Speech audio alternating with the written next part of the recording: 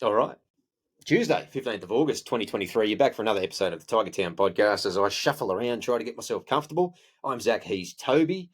Welcome back, folks. Episode 53, my friends. Is that what we're up to this week? Yeah, sounds about right. I'll double check the 53. record Geez. and check the We'll scorecard, but nearly, yeah, we'll nearly be eligible in a few episodes for a podcast pension, I think. I hope so. It'd be nice to get a bit of a rebate, get some, get some dollary dues for the passion that we provide for our listeners, all 30 of them. Well, the way I figure it, mate, if the West Tigers are going to keep taking years off our life in terms of stress and worry and anxiety and disappointment, then at least we can do is take a little bit off our taxable income. Well, yeah, make it That's worthwhile fair. for the thought. Yes, We've cried, we've thrown up, we've spewed everywhere. you We just spilled deserve a water little out of a water bottle at the start of a show. Yeah, I just look. We need something for having's not a word, but having to recap a disastrous game week in, week out. 10 weeks in a row now we've had to do that, so it's been fun. Mate, we played a game of football on Saturday last week. Now, you and I both happened to catch that game on slight replay because we had family commitments, but we obviously sat down and had a good old watch, mate. 22-30. The Tigers lost to the Warriors at 8 points in that one. Didn't seem like an 8-point game to me. No, it didn't. It seemed a lot closer to that to me. I think bar probably one very poor defensive read, which led to their first try. I thought we were quite good. I thought that we did a lot of the little things right. It's still very frustrating to not take our chances. It's like literally that's what this year can be called. West Tigers just didn't take their chances 2023. We spoke about it a lot last week, didn't we? I had a running list. I I'm pretty certain it's out of the 24, 23 games, however many we've played. I think that's come up in maybe probably 70% of them.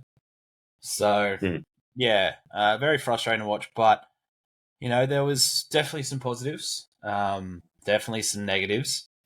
But, yeah, all in all, like we discussed it last week, taking a home game over to New Zealand. It was a home game for us, but it was obviously 98% Warriors fans. And look, they didn't disappoint. The atmosphere looked bloody good. It looked like, we were definitely catering to the fans. So I think it was worth it.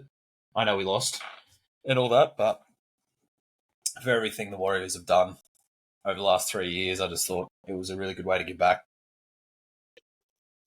Considering how tight the game was in the end and the 50-50 calls that no one is surprised we didn't get once more, do you think in hindsight, had that game been played back home, given the fact we don't have our regular home games, and quite possibly one or two of those 50-50s fall our way, could have led to 2 points?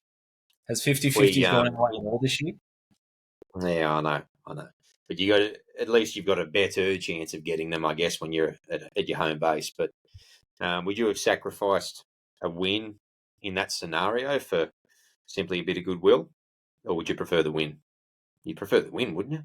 I'd prefer the win, but there's no guarantee it's going to happen. That was my fear. So last week, listeners will remember that you and I were on opposing ends of, I guess, our thought process when it came to that home game, and I did, say that with a caveat that obviously the element of why they were doing it, which you mentioned, the goodwill factor and everything else, like that was lovely. It was really nice, but my key issue was the loss of home ground advantage, however little that might be for a team running 17th. But in a close game, in hindsight, you never know. But anyway, it's water under the bridge, I guess, isn't it? It is. But at the same time, how have we been at home lately? Not great. So does it really matter? So, we played one of our better games away from home. So, look, obviously the result didn't go our way, and it was very, very disappointing. But like I said, there was still a few things I can take from that. There's, I don't know, like I keep hearing all this chatter, and I don't support it in any way, shape, or form about Bateman needing to, go back to where he came from. All this stuff. You watch that game, Bateman did all the little things. That's what you want from him. He doesn't have to be that game breaker. He doesn't have to do this. He doesn't have to do that. He just needs to lead and do the little things right. And what that's going to do is um, it's going to funnel into the younger guys to do the little things. And that's what we've never had. We've never had somebody we haven't had it for years. I mean, you have a look at some of the players that used to do things like that, like your Johnny Scandos, your Hodjos, things like that. They used to do all the little things, and it used to, funnel into the younger guys. And, your Bo Ryan's coming through used to do all the little things. We haven't had that for 10 plus years because we don't have a player that just did the little things right and did the little things that was needed of him. And, that's what Bateman's done. He hasn't set the world on fire, but everyone's saying that, he's had one good game. I'm like, yeah, he's had some poor decisions, but apart from that, I think he was one of our best on the weekend. Where are you getting this feedback about Bateman from? Is it off the back of that game? Or? Forums, socials, things like that. Just disgruntled fans. The general internet zeitgeist, eh? Yeah. But it's pretty it's pretty regular with a fair few of the comments that are coming through. People just really being targeted, but it's most likely just frustration with the whole scenario, the whole way the season's going. But I didn't particularly notice Bateman for positive or negative on the weekend. I think he's offering a pretty decent amount in his first season back at the club with no pre-season and a big break in the middle with his family torn between two countries on opposite sides of the world. I think he's doing pretty well, to be honest. So I don't have any thoughts with Bateman whatsoever. And we saw when he was moved to the middle to play lock what happened to our edges, and we saw what happened when he went back. I think, to your point, he's one of those players that does the one percenters, and he does a lot of the one percenters that you don't see. And those are the types of players that matter. And those are the types of players that a lot of people, particularly a casual observer of footy, someone that doesn't live and breathe it, for better or worse, and they might have a happier life. You don't tend to see that stuff because that is below the surface stuff. It's those effort plays, effort on effort plays that we've spoken about before, and it's just even positional stuff. Even if it's not effort plays, it's running correct decoys at direct lines, even though you know you're not going to get that play, making sure that you position yourself exactly where you need to, making sure in a backline sweep you are definitely out of the way, or you are in the key position to be that second decoy runner if that's your role. So, yeah. I just want to go back to the game specifically for a minute, just to run through stats because they actually surprised me when I was looking at them yesterday. I'll race through a couple of the key ones that sort of stand out to me. Considering it's a 30-22 loss, so 4 tries to 3, we, I guess the stats sort of paint that to a degree, but I'll go through them now. So the possession was 56% to the Warriors. Completions were both similar. We had 72% and 76% for them, which is pretty poor. If you're not above 80, 85%, particularly against the top. Buckling down. Yeah, during the game it did, but it wasn't at the start. I think it was slippery conditions. Yeah, I'll concede that. But when I get to it down below, you'll see where our errors are. And I don't care if it's in Bathurst in the rain against Penrith. I think our completions on that day were above 90% or something. So it's a bit hard to always accept that as the sole excuse. But they pumped us in all run meters, but they also did in all runs. They had close to 200 runs. We had 142. Post contact is comparable. Line breaks, we actually probably overachieved here, 5 to 6, considering the possession they had. Tackle breaks, comparable, 33 to us, 39 to them. Bear in mind that they've got the extra possession as well. Set distance, there was 70 centimetres in it. Nothing else really changes. Our play the ball speed is quite good, 3.4 versus 3.8. If I go to some ones that I think actually matter, we start going down to tackle efficiency. So our tackle efficiency was pretty good, 88.3. Theirs at 85, not too bad. Missed tackles, 39 us, 33 them. So that's comparable, again, considering they had to make less tackles. We made more. And obviously, that's a better ratio for us. They had far more ineffective tackles, but it's errors, mate. 15 errors we had. 15 errors. So some of those errors, and I'm not 100% sure how they factor in some of these things. So it's 15 to 10, basically. So the Warriors dropped a bit of ball too. But if I go straight back up to completion rate, it's got 26 of 36 sets. So it's only got us not finishing 10 sets, but it's got us listed as 15 errors. So I'm not 100% sure how they calculate that. I should probably do a bit of research and figure that out. I think they include like kicks dead, kicks out on the full, things like that. I think they're what they deem as errors as well. Kicks dead, I would understand, yeah, because that is still a completion of a set, I guess. Yeah, okay. It'd be interesting to find that out. Anytime you try to find out. Well, Brooks kicked one out on the full, so that's would definitely play into that as well. Yeah, was that last tackle? Yeah. Yeah, so that probably counts as a completed set, I would assume then, wouldn't it? Yeah. Penalties conceded. So this is a bit of my griping, and I'm going to move into some refereeing stuff again. Surprise. 11 penalties, 11 versus 5. So when I'm talking home ground advantage, when I'm talking about these refs are not strong enough to fight home ground advantage or the weight of the crowd, we all know that. It's rugby league. That's what happens. It doesn't all go that way. But you would be hard pressed to find a team that plays it right down the middle, or two teams that play it right down the middle with one of the teams in a strong home crowd not get the rub. 11 penalties they reckon we were good for. 11 fucking penalties. That's a lot of penalties, mate. 3 ruck infringements. Warriors had 1. They conceded 5 penalties. So, and the 3 on reports, which I'll get to in a minute. There's that, and then there's a bit of a list of I guess, what would you say, refereeing incidents that I just want to run through as a list, because I had a bit of a gripe to you about it post-game, and It was an example of a closer game than what it should have been. And again, not getting key decisions. Dallin Watene-Zelezniak dropped it in the corner. It's a good effort. The ball leaves his hand, and he drops it in the corner. There's clear evidence of that in slow-mo video. Luke Brooks tackles Josh Curran over the shoulder, gets called high. We've got Brooks running backwards. The pass gets called forward, even though it clearly leaves his hands backwards. He throws it from the 20-metre line, 22 metres out, and Appy catches it like 22 and a half, 23 metres out. It clearly goes backwards. Brooks gets knocked way backwards, which makes it look worse. So we want to go back to the Jack White and stuff from a couple of weeks ago. Yeah. And then we do that call forward. But these are just a couple. The one where I think it was, who was it? Was it Curran again, maybe? Tackled Blore high and got him up in the chops, like come up off the ball and actually got him in the head. Not called high. So Brooks tackles Curran over the shoulder like this, literally like a sling over the top. Doesn't even touch his neck. Gets a high tackle call. And then I think it was Curran comes in, hits Blore with an arm on the ball, which is fair, but then comes up into his chin. So he makes contact with the head with force. It didn't hit the head first. Nothing, not even a penalty. Blore even stayed down and they looked at it. And he was checking his jaw like this. So, and then the big one, which is bigger than people would care to admit for me, is the Steph forearm with the bumpers. Not even Appy in the game.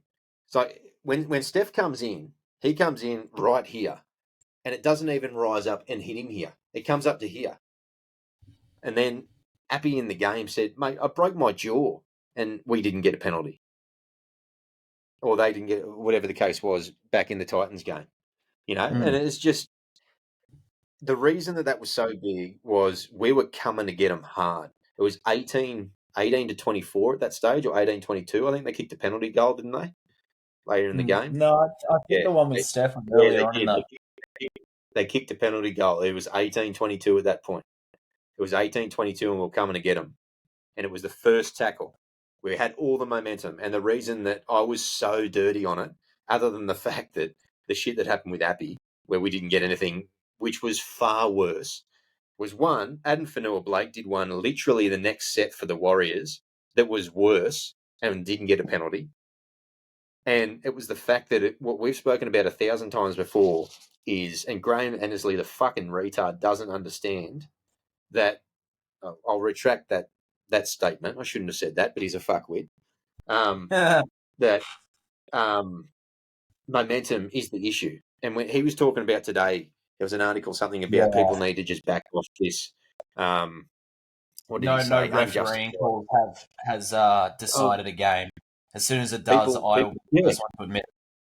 Something like that. And I was like, okay, well, I can give you 3 examples this year alone where it has done. But the point I'm trying to make is that small-scale decisions like the Stefu Toikamanu raised elbow, which he didn't even incur a charge from the judiciary, so they didn't view it to be a problem. That completely changes, and we've spoken about this before. It splits the universe into 2 different universes, where the game then goes down this direction when it could have gone down that direction. Instead of the Tigers being on the attack, having scored the 2 last tries with all the momentum, first tackle on the 50-metre line, coming to get the Warriors hard, looking shit hot, they then get the ball and get a chance to come down and attack. And I can't recall if they actually scored off that, but it wouldn't surprise me if they did. But at the very least, it holds the momentum and it kills that point. Momentum is so hard to get, and then you get these decisions which are woeful decisions, terrible 50-50s that are not consistent, which again break a side that is at the bottom of the ladder away from any opportunity to build momentum. It's dead set like this side is they're amateur sandcastle builders at best, but they're really practicing really hard. They've been watching YouTube videos on how to build sandcastles, and they get down the beach nice and early and they go, righty, I've got all the gear, let's get stuck in. And the fucking tide just keeps coming in, washing the bottom of it away. Every time they build this beautiful sandcastle, the tide just keeps coming in and washing away, going, not today, guys, not today. So it's just, and this is clearly speaking as a black and white, one black eye, one white eye, and an orange eye there somewhere as well, or 3 eyes. Orange nose. But obviously that's the case, and I don't want to make this again another referee whinge pod, but hard not to. It's set too hard. It's too hard not to. We also wouldn't have any content if we didn't. So we'd have a 6-minute show. We'd have a 6-minute show. But the thing that can't be understated with that, it's not old man yells at a cloud. Like these are legitimate, tangible things that we can quantify the reasons why, and when we can articulate exactly what the issue is around specific decisions, and we can lay out a dead set pattern of it happening all too frequent a basis. So it's a legitimate gripe. But the thing that also can't be understated, with when these decisions come on, and it's very clear that these are the wrong decisions, this is a young team. Do you know how demoralising that'll be for these young guys? It'd be hard for them not to think, what more can we do? That's another thing that can't be understated. And this is the thing I can't fathom is, look, every team gets poor calls against them. We are not the only ones in this one. Like, there are teams, that have, got not a rub of the green for a while. But I cannot remember. We've had one game maybe, but it wasn't really so much we had a rub of the green because we had a very clear try disallowed when we played the Cowboys and we walloped them. But I can't think of a game where we were the team that got the rub of the green this year. I cannot. And that's I'll raise you one and go, can you think of a game, not even this year, ever, where we won in acrimonious circumstances? No. In contentious circumstances. Can you think of a game where someone went, the Tigers got away with one there? No. I can't think of one in the history of the side, and I'm sure there has been one or two, but you would think that would stand out like dog's nuts. No. And this is the issue. The top teams and other supporters and the media and everybody else sits there and goes, it's rugby league, mate. It all comes around. You get your bad calls, and maybe you're having a rough year, and A, B, C, D, et cetera, et cetera, et cetera. But it's not, and this is the issue. We don't get the balance. Whenever have we, to your point, when have we come up against a Roosters, a Rabbits, a Penrith, a Melbourne, and gotten a shitload of contentious decisions go our way? Never. It doesn't happen. Never. It doesn't happen. It's it's so frustrating. Like, we all know how much I love the referees and how much I love the media, but there was an article I read either last week or the week before and I think it was Paul Crawley wrote it, and he listed out, No, thanks. yeah. There's your first mistake. Well, no, but he listed out, which team is favoured by which ref to an extent, like who gets the most penalties, who gets the most win rate, etc. But he did say something right. Yeah, he did say something right at the start, and he said this doesn't include when those penalties took place and when the momentum shifted. He didn't say that, and that's the thing. Like you have a look at that, and maybe our numbers don't add up to some other teams that might get a little bit more penalties against them. But it's got nothing to do with the penalty. It's got everything to do about when that penalty has been blown. Like if we sit there and we give away 2 penalties on our line and we're defending our line, that's not exactly hindering us. Like it hurts, but we're not trying to score a try. We're trying to like keep them out, and that can actually, the penalties can help us, give us a bit of a breather, whatever. But if we're on the attack and we've got the momentum rolling, we've got it going, and they blow a penalty that isn't even 50-50, it is a penalty that is wrong, all momentum stops. And they just can't, like, this is the thing that, these amazing armchair footballers and these journalists and these, people that have probably never played the game. I don't even know if Graham Ainsley's ever played the game before in his life, but you cannot understand, or you underestimate again, how big of an impact the timing of a penalty plays. Yeah, for sure. And it's back to what we're saying about momentum. You don't often hear a lot of commentators or media folk to any degree talk about that and the impact that it has at length and the impact that has on certain teams. And I guess the retort would then be, well, the better teams are the teams that are better at arresting momentum from opposition sides and better at generating momentum for their side. And it's the response to that is yes. Of course they are. That's the point. The referees are supposed to be there to referee the game, to get out of the way of the two teams. If you have referees that are imparting themselves on the game in situations where it is not always warranted, that's going to impact momentum. And for teams that struggle to build momentum, they are still able to build momentum, but it's harder for them to do so. Then that's it's devastating. And I think that is one of the major underlying things with at least our side as a struggling side. A side that is relatively cohesive, a side that has some talent in there, a side that has capabilities to do things, is that they don't have the ability to charge up momentum really quickly. If you think about like a quick charge USB versus a slow or whatnot, it takes us a long time. We've got to play set upon set of good footy. We've got to complete and complete and complete for 10, 15 minutes in a row. We've got to slowly sort of wrestle good field position. We've got to hope that the opposition team makes an error or two and we can actually capitalise on, okay, we've been able to finally get a bit of momentum in the game and we can maintain it. But the second that something goes against that, it then takes us another 10, 15 minutes within the game to build that back up again. Some teams like a Melbourne or a Panthers, they can turn on a dime and they can gather momentum or even halt the opposition's momentum and generate their own. And all of a sudden they're on a roll, whereas they were getting fed 3 minutes ago in a game. And so that makes them more live. It makes them more flexible in games. It means they can adapt to different circumstances depending on how the game's going. Yeah, they're better teams. Okay, and we strive to be that, I guess.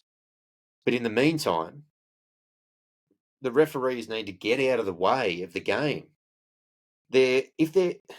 Put it this way, if there's an NRL first grade team that is conceding legitimately 11 penalties in a game and no one's gone to the bin, then there's an issue. Because there should not be 11 penalties in a game. That's one every, 7.5 minutes? 7 minutes odd. Penalty against us every 7 minutes. We only have the ball for half of that. So that's 3.5 minutes. We're only defending. Every 3.5 minutes of us tackling, we concede a penalty. But the point I'm trying to make with that is that if a side is that bad, they should be going to the bin, or someone's probably got their whistle in their mouth a bit too much, and they might need to take a step back. Look, it's It's hard to disagree with that. And I've had my rants about the refs in the past. I've had my rants, especially this year, about conspiracy theories and all this jazz. That's always fun to put out there and see what people think of that. But at the end You of the do love a day, good conspiracy theory. I do, and the best one is the fact that the world is against the West Tigers, and they do everything they can to keep us down because they're afraid Not just the that world, when we, the universe, God, everyone. but like, They all hate us. the thing is that they're just afraid that if we get, when we get back to the top, no one will ever be able to take us down. That they're scared of that. But it's just, look, at the end of the day, it would be a very hard job to be a ref. You cop criticism regardless of what you do, but you also get compensated for it quite well. I think the minimum for a referee is about $150,000 a year. So, compensated quite well. You don't have to do as much training, as rigorous training and all that stuff. You just have to be good and have an eagle eye on the field. That's what you have to do. And the longevity of a ref is a lot better than the longevity of a player. You think about Timmy Mander. I think he refed for 20-odd years. You think about, Bill Harrigan. He definitely refed for 20-odd years. Yeah. So it's, you need to know that criticism is going to come until it's basically down the middle, until you don't, you call penalties for legitimate reasons. You are focused the entire time. People are human; they're going to make mistakes, but if you continuously make these mistakes and you're not just the one referee that does it, it does make people wonder what is going on. I mean, if it was one referee and he kept making the same mistakes, you'd sit there and say, okay, well, this guy needs some coaching. He clearly, needs to go back to the Reggies and start referencing games there and get some confidence back or something. But when you have 4 weeks in a row where contentious decisions continually hamper us, change momentum, lose us games like it did against the Raiders, and there were 4 different referees, you have to sit there and think, what else is going on? That's just me. So yeah, I'll say one more brief in quotation marks thing before I wrap up, which is off the back of that Graham Annesley quote. It says Graham Annesley has called for coaches and officials to cease unfair and unwarranted criticism of referees as pressure mounts in the lead up to the finals. Now, my question to that is, what makes it unfair criticism and what makes it unwarranted criticism? I don't understand. Yeah. So, no. Especially if he comes out and he calls their mistakes.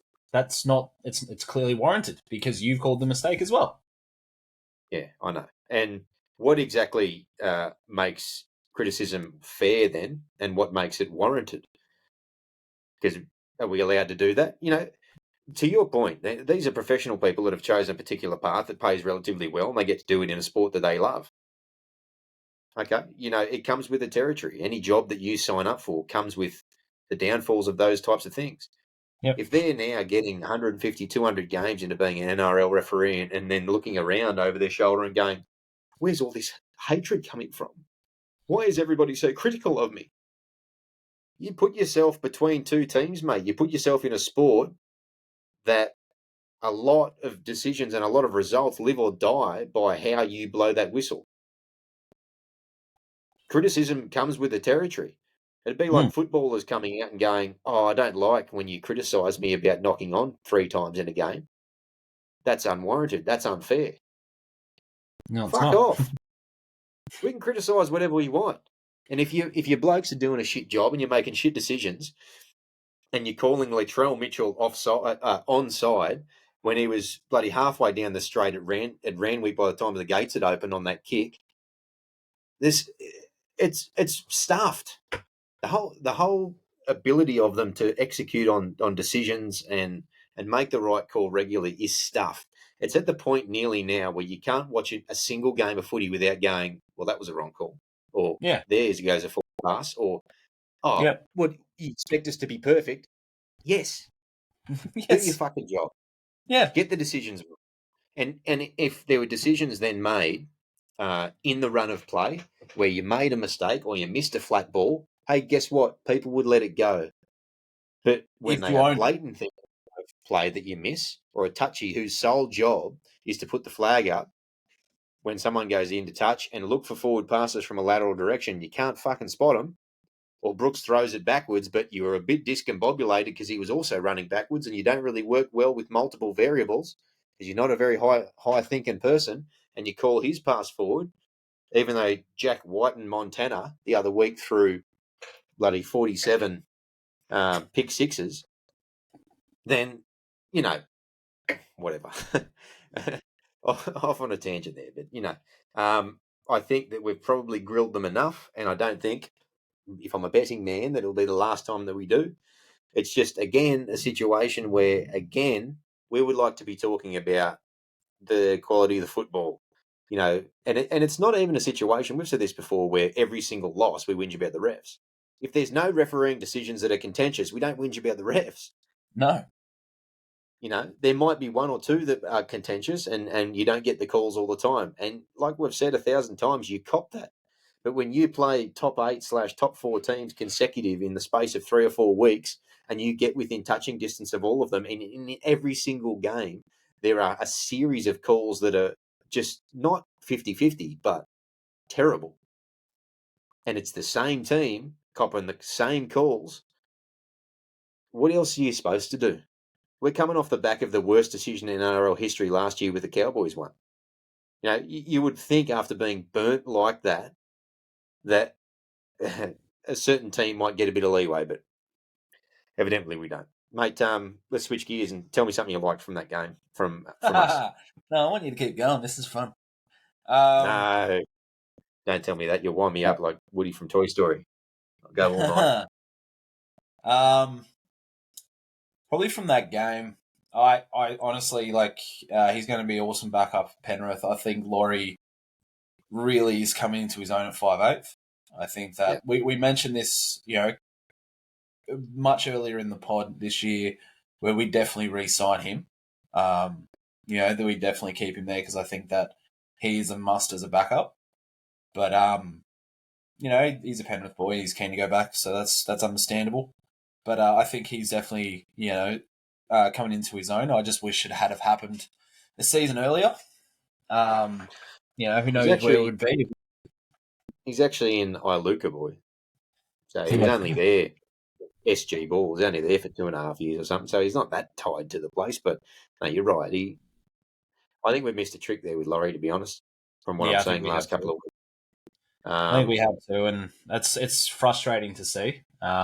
We put a lot of stock in Dewey, and then obviously he went down, and then they decided to try Wakem. But from what I read, a lot of the reasons why he didn't get the nod at the start of the year was his attitude. I read that his attitude was quite poor.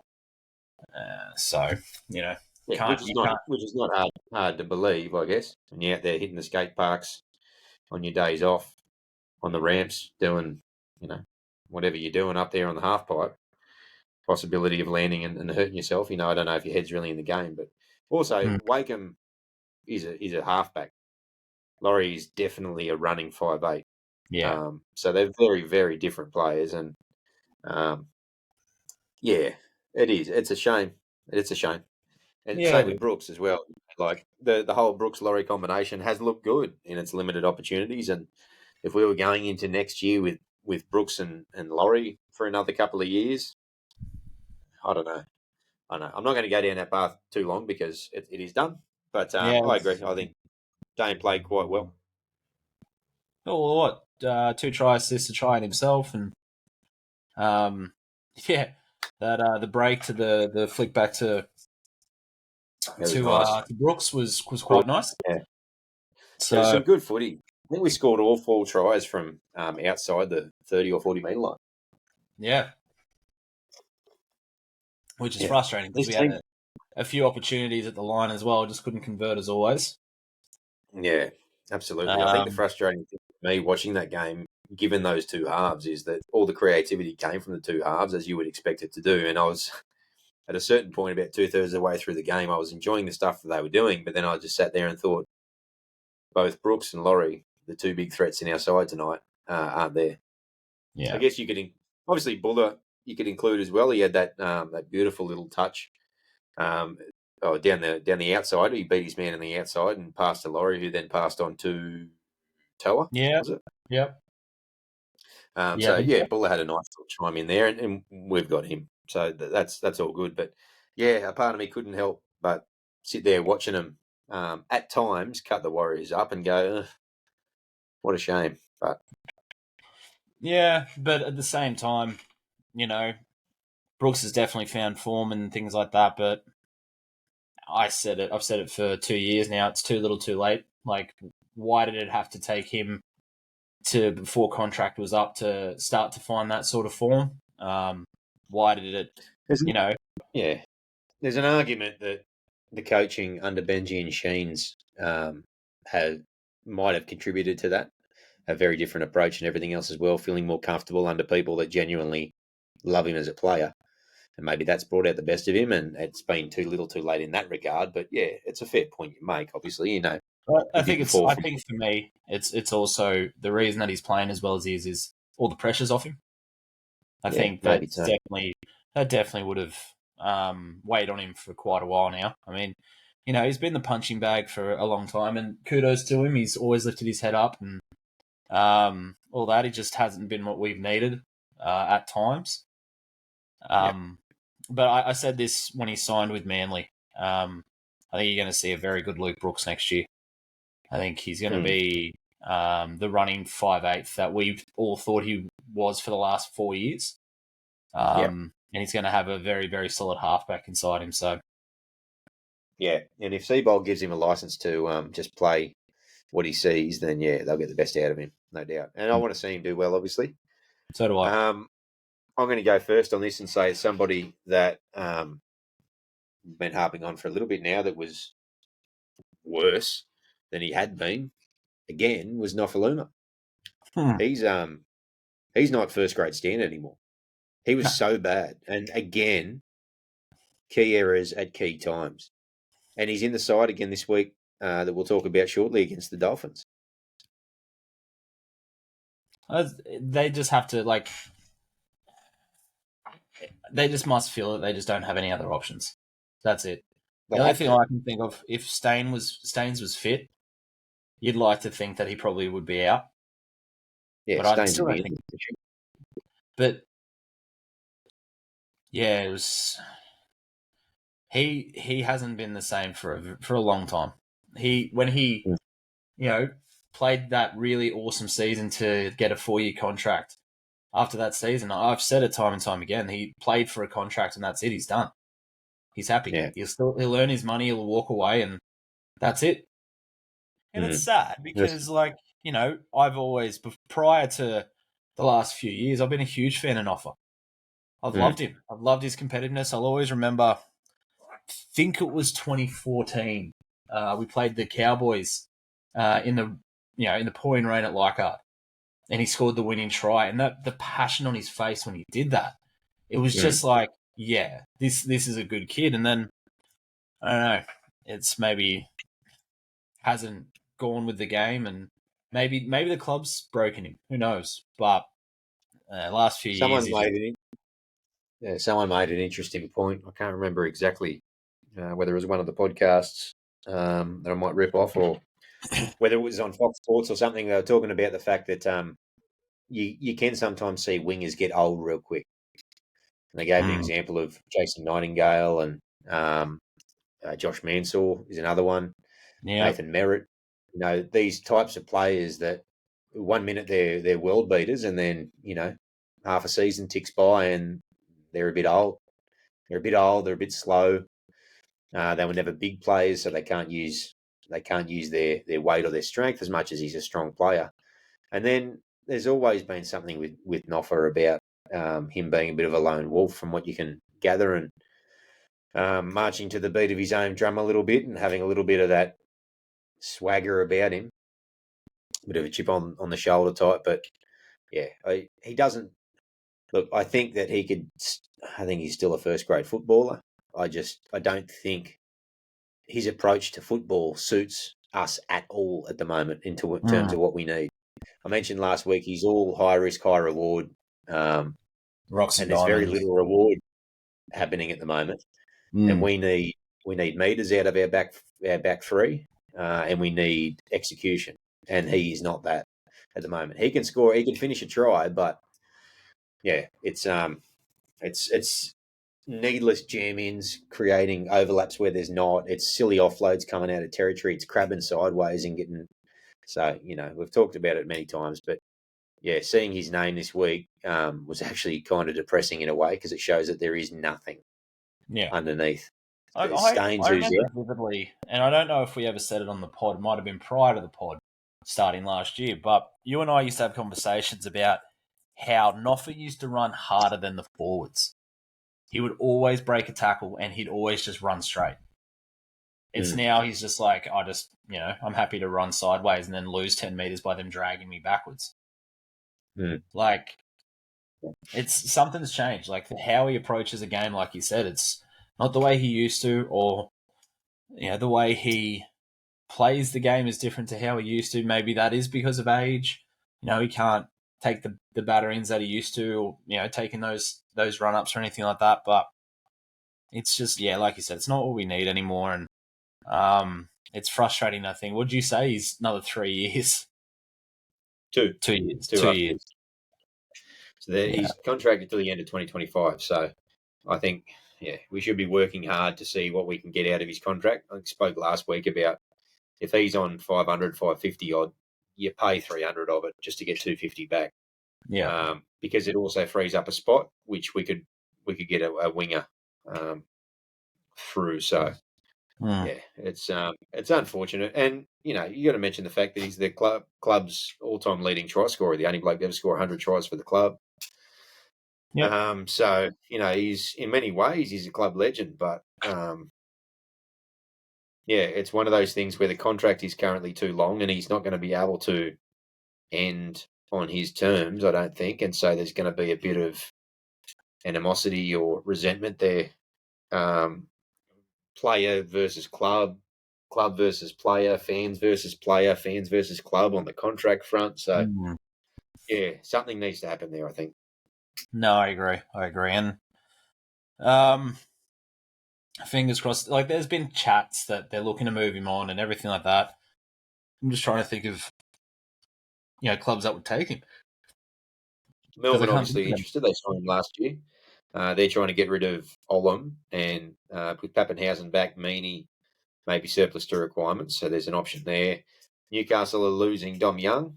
So I wonder if they'd be interested in an experienced winger for a couple of years, if they just pick up his tab for a couple of years until they can find someone to pair with Marju longer term. So they'd be an option. And I'm sure that there would be a club or two around as well. I haven't delved too deep into it that might be in the market for a winger.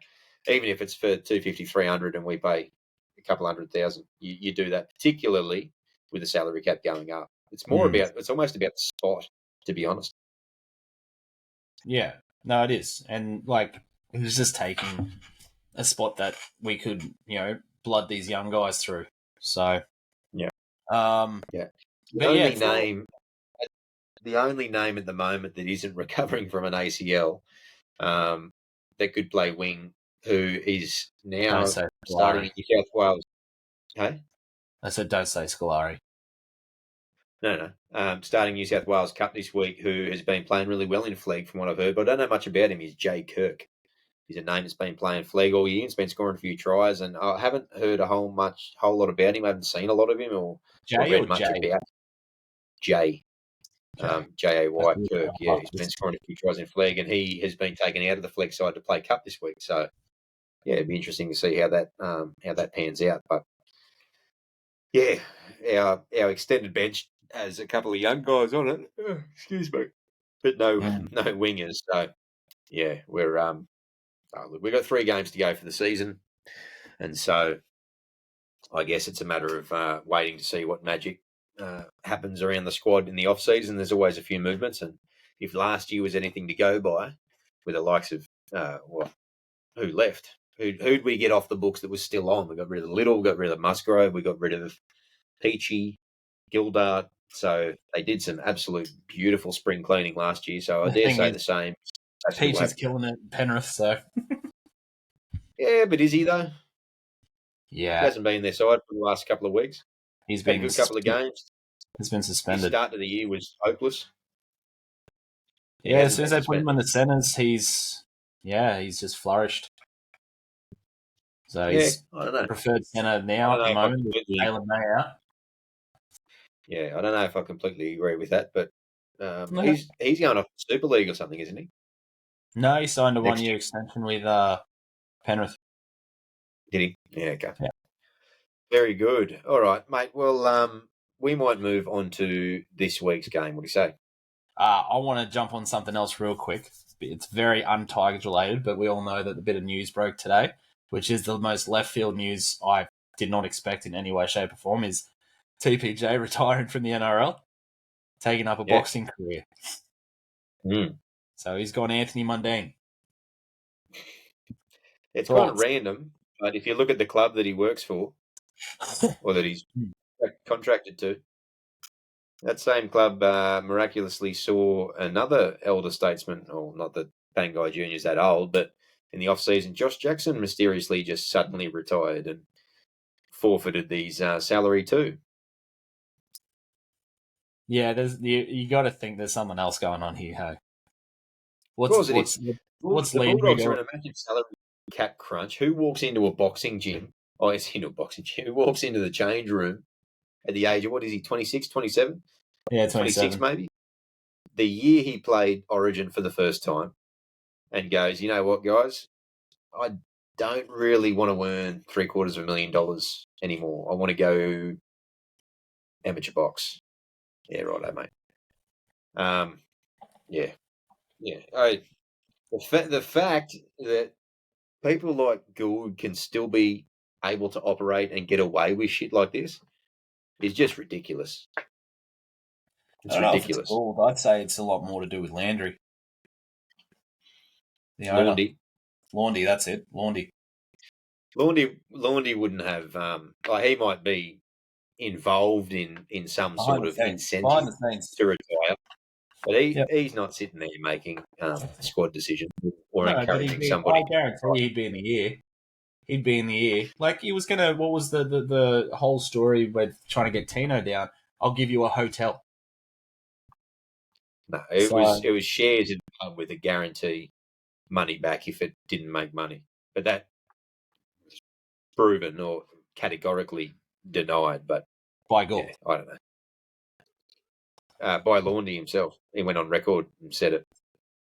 Sure. But I guarantee that he might have, like Pangai Jr. might have mentioned something off the back of getting dropped for Origin to Gould, just in conversation about, oh, mate, I'm just thinking about giving it away and going and become a boxer or something. And then Gould's ears would have pricked up and he would have gone, oh, yeah.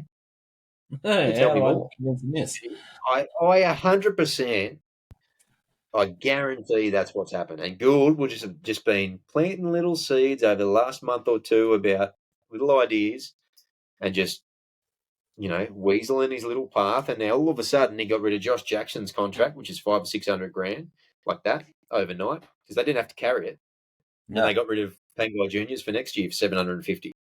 And miraculously, the Bulldogs are 1.15 better off because two highly paid players randomly just decided to retire before the end of their contract, in which they were earning large sums of money with no prior indications they were planning to retire. Curious. Oh, I just thought I'd bring that because that's a pretty interesting one. So, hey, maybe we could message Noffer on Instagram and see if he wants to take up a boxing career. Yeah, can you do that? You're pretty good. You're pretty good, guys, so. No, I don't want to make a fool of myself, mate, but go right ahead if you wish. No, I've already done that. Saturday, 3 p.m. At CommBank Stadium down in Parramatta. Great place for us to have a home game. We played the Dolphins, our first time that we've ever met the Redcliffe Dolphins. That's right, the Redcliffe Dolphins, the Dolphins of Redcliffe, even though it doesn't say it on the jersey. Everybody knows that's the case. Jarian Buller at fullback, Nofaluma and Junior Tupou on the wings. Toa and Kapoa remain the centres. Laurie and Brooks are the halves. Uto Ikamanu, David Clemmer are the props. Api Coruscant is the hooker and captain. Papali'i, Bateman, second rowers. Panue Pole locks the scrum. Simpkin, Seyfarth, Twal, and Blore are the bench, and the extended reserves are Matamua, James, Riley, Falidi, and Kit Lele'i. Exactly the same extended squad as last week, which I'm assuming is just in terms of availability. There's no one really to replace. It's probably close to the best side we can put on the paddock at the minute, considering the odd little injury or two, and I don't think we have any suspensions at the moment, so. But I did say to you prior to the pod that I just want to go through the Dolphins' side because they are pretty hammered, unfortunately for them.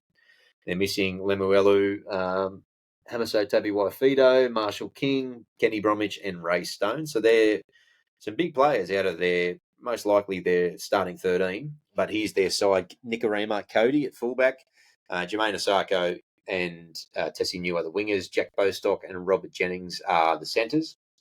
O'Sullivan and Katoa are the halves. Bromwich and Herman Esse are the props. Harrison Graham is the hooker. The second rowers, Felice Kafusi and Ewan Aitken moves into the second row on an edge. Mark Nichols is the lock. JJ Collins, a former junior of ours, is on the interchange bench with Josh Kerr, Anthony Milford, and Jared Wallace. Their extended bench, here's a test. See if you know any of these names.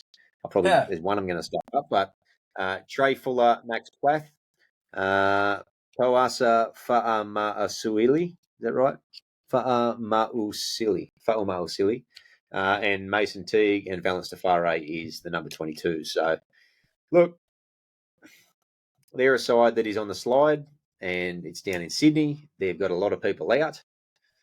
But I will make mention the fact that Nikorima has been in their side all year and had quite a handy fist at fullback last time they played. Their halves are who their halves have been all year.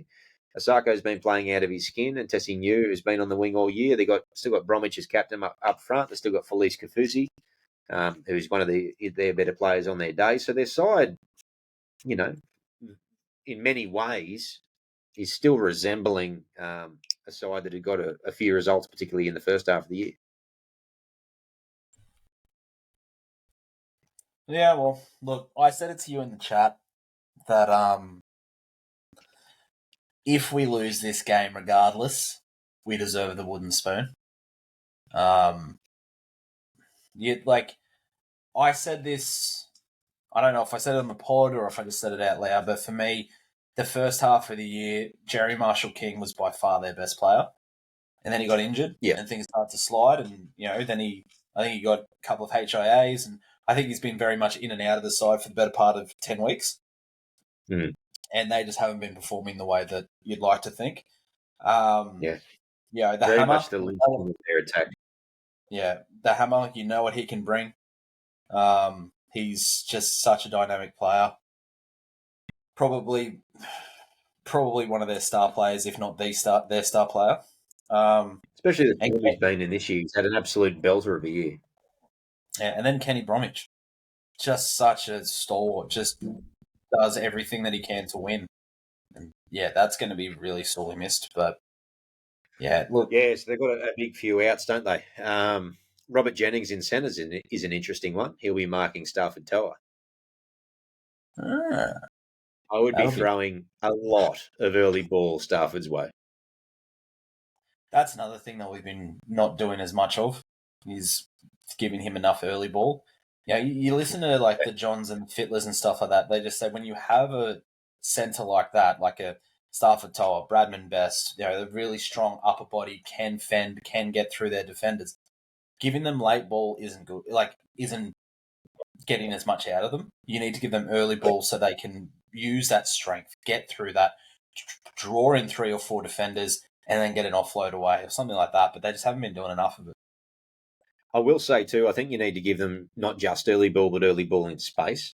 And there's a big difference between it. If you're giving it to a set defensive line and you're just moving the ball sideways, excuse me, it's better than obviously late ball, but I think it's better if we get them early with plenty of room to move, possibly on a retreating defence. So in a backline play, rather than run a sweep or a second man play, just fire it straight out to them on the run with players in motion. And I think that is where they have the chance to shine, because a good move back in or a simple fan can create a chance instantly. Whereas if they get early ball, they're 10 metres from a 3-on-3 and there's not a lot of movement happening, they definitely can. But yeah, it's going to be harder work for them. So yeah, that'd be one I'd be looking at. Definitely. And I think Appy's creativity more of in the middle will definitely hurt. I guess that middle. I don't know who that hooker is. Never heard of him before in my life. I can't remember what his name is now that you said it like 5 minutes ago. Harrison Graham. He might be someone we know future on, but I don't know him now. Really need to take advantage of that. You'll probably have a blinder now you've said that, and so will Robert Jennings. Yeah. My desk Jennings is made of wood. This guy will set up 4 tries. Yeah. My desk is made of wood, so I'm constantly touching wood, so we get away with those jinxes. Do you think they've got us beat in any part of the side? No. On the wing? Maybe the bench. I'd say Jermaine. Maybe the bench. I think they probably have a bit more of a stronger bench than we do. I think Milford is Milford. Jared Wallace is in career worst form.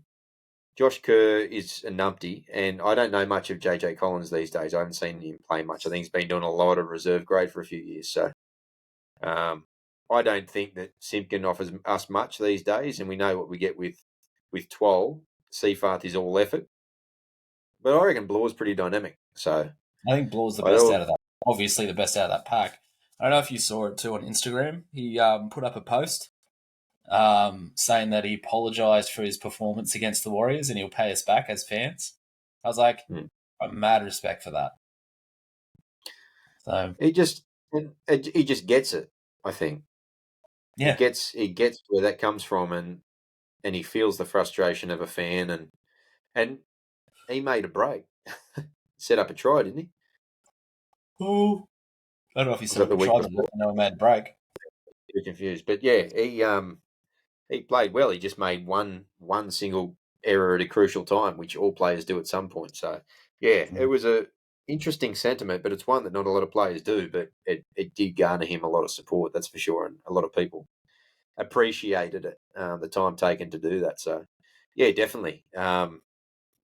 I think that you can't sleep on Kaufusi out there on the edge, and I think that Nikorima can be a bit of a jack in the box at the back, and given the way that our season has panned out, 1 or 2 bounces of the ball or ricochets in the wrong direction or something, the Dolphins have shown that they can capitalise on it. So I think that their best chance would be to get a bit of bounce of the ball happen, and against us, it's always a pretty red-hot chance. Yeah, that is true. Look, I'll still go down my way of not predicting an outcome. I think that I'm done this year predicting outcomes. But I have confidence. Not fairly confident, but I have confidence that we will be having a positive podcast next week. All right. So, and a bold prediction? I think bold prediction is, you know what? I'm going to go a very, very bold prediction. I'm going to say this is going to be Noffa's best game of the year. What's that going to equate to? I think we won't be criticising his defence. I think his defence will be what we hope it would be, and I think he'll score a try. Okay, cool. What about you? I'll give my game prediction after I do my bold prediction. I've got 2 this week. I reckon Clemmer's going to run for over 200 metres. Mm-hmm. I reckon he'll see this as an opportunity for the side, and he'll just want to lead from the front. He'll play close to 60 minutes and run for over 200 metres. And I think that Asu Kapoa is going to give Jack Bostock in the centres an absolute bath. And if he doesn't score a couple, he'll score one powerfully and do a flick or something out to Tupou to score one in the corner. Yep, that one's fair. Yeah, I actually think that Kapoa will have play a bit of a power game out there and actually have a good game. So He wasn't bad last week either, back in the centres. So no, he played well. Yeah, there's a lot to like about that player. It's just about getting it right and getting him on the right. I think it's about keeping him in one position. Yeah, exactly. And then coaching to that and supporting and allowing him to grow into learning a role, I think, which is your point. Agree. Game prediction, 42-16. We're going to flog them. Whoa, yes, please. Yeah. Now, the way we've been playing against like top 8, top 4 opposition, and we haven't been at our best, we can score points. And these guys on the slide, they're down and out a little bit, missing a few key players. I think they'll be pretty resilient early. I think the first half an hour will go set for set in a lot of ways. It could even be a half time, 12-10 or something like that. But I think we'll run away with it in the second half. Hey, I'm happy with that. Yeah. I'm not predicting a 13 plus for the rest of the season, so that's not going to happen until at some point next year, maybe not even. So I thought I'll take my chance while I get it. If I'm wrong, I'm wrong. Who cares? We're wrong on most of our predictions so far this year, so We've only had one really on fire predictions, and that was when we played the Cowboys and walloped them. So yeah, we nailed that one. Everyone we in the did. Tigers sphere nailed everything that weekend. Bloody Very oath. rare occasion. All right, mate. You got any more thoughts on the game on Saturday? Nah. I'm definitely winding down to the end of the year. It's tough slog again this year. But we've got 3 more games left. It'd just be nice to go out on a high. Like, it's still very possible for us to, escape the wooden spoon. So we just need to things go our way. So yeah, we do need a couple of wins, and this weekend we're obviously a fairly decent chance of winning. I think, without being a certainty. But the next 2 games we are definitely a chance. We play the Roosters, who up until recently have been going pretty average, and we play Manly, who are beatable. So yeah, look, we're a chance, mate. I think the Dragons have got a rough run, so I don't think the for and against is going to be a huge concern for us. But obviously the wins will be. So we'll see how we go. We'll, as we always tend to do, we'll watch every one of the 80 minutes and every single game, and we'll be there cheering them on, and be here on the following Tuesday to dissect it all over again, and then we'll be in finals, or we won't be in finals, but the game will be in finals. We'll be in off season, and then we'll be back at November before we know it, and start looking forward to next year. So let's just focus on this week. I think you and I are watching the game together, mate, at this stage. Is that the plan? sounds like it. Sounds like it. Good to me. Might be the last one for the year, mate, so we'll have to make it count. That's right.